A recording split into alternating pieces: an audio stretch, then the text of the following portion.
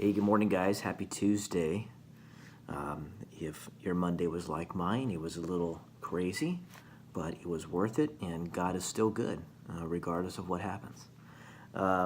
Here lately, just me personally, been struggling with a little stress, work-related stress. We have some things going on, and I am doing my best to lean into God's word and study this thing because my mind will start playing tricks on me. The devil will start talking to me, and he will destroy my life in 5 seconds if I let him talk to me, because he will mentally have me destroyed, and that's all he needs to do to get me into a place of negative thinking, of bringing other people down, of not sleeping well, you name it. The devil's really good at it. And so today I was in Matthew 6, pretty much 19 through 34. We won't necessarily cover it all, but it really hit home to me about what I need to focus on. And obviously that is God and His Word, because this is the standard by which we should live and think and act. And it really guided me, and I love God because He guides me to these verses and points them out to me, makes them stand out. And I may not necessarily be paying attention when I read. I kind of have reading ADD. I can only read so much at a time, and then my mind kind of starts drifting off into what I have to do, or whatever. And I'm sure other people struggle with that too. But I just wanted to give you a little background of what I'm dealing with personally, knowing that I'm a human. I don't have it all figured out. I don't have it all together. And every day I need to read this word to put me right back on track. So anyway, to kind of give you a little background there, and right now in Matthew chapter 6, we'll start at verse 19. It says, "Don't hoard treasure down here when it gets eaten by moths and corroded by rust, or worse, stolen by burglars. Stockpile treasure in heaven when it's safe from moth and rust and burglars." It's obvious, isn't it? The place where your treasure is the place you will most want to be and end up being. Your eyes are windows into your body. If you open your eyes wide in wonder and belief, your body fills up with light. If you live squinty-eyed in greed and distrust, your body is a dark cellar. If you pull the blinds on your windows, what a dark life you will have. You can't worship two gods at once. Loving one God, you'll end up hating the other.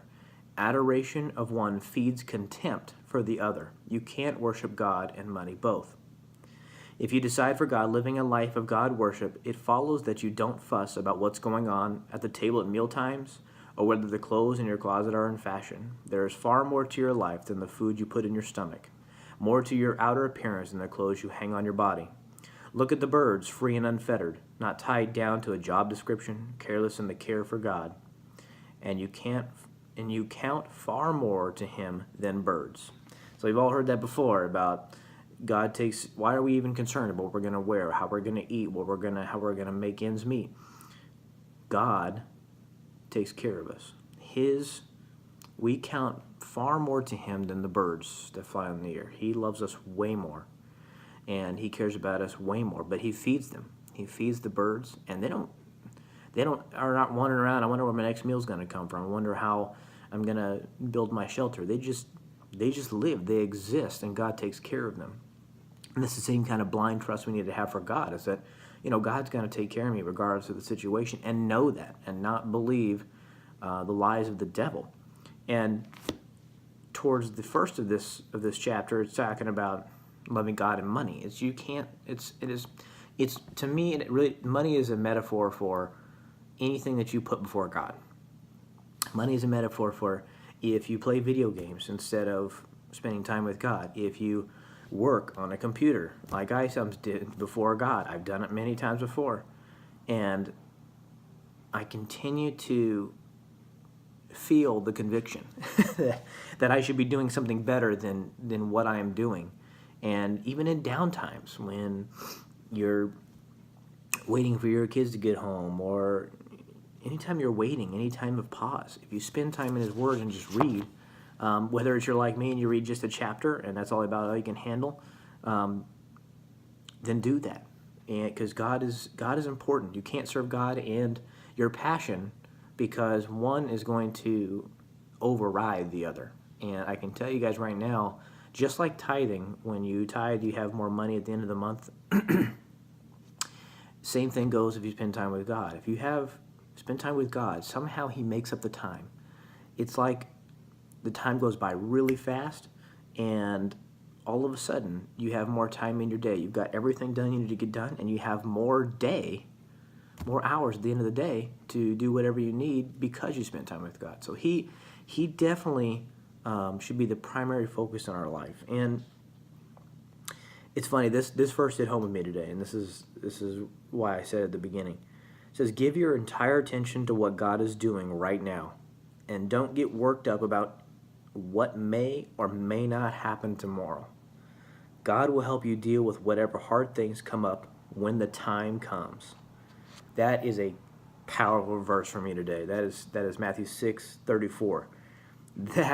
That hit home with me so hard today. I read that and I was like, I felt very convicted, but not in a bad sense, but in a corrective direction sense. It's like God saying, hey, hello, have we not been over this before? He's like, dude, I don't know why you're getting all worked up about it, because it's in my hands anyway. So if this is the way I want it to happen, then it's going to happen this way. And we just need to rest and relax. And I need to take that. And I really believe God talks to me like that, by the way. He says, dude, what are you doing? I'm like, hello, have we been through this before? Because that's how I hear Him talk to me. So anyway, guys, I just want you to tell you to don't worry about things that are out of your control, because they're in God's control. And make sure you're putting God first, and don't worry about what tomorrow brings. Be different today, guys. I love you. I'll talk to you soon.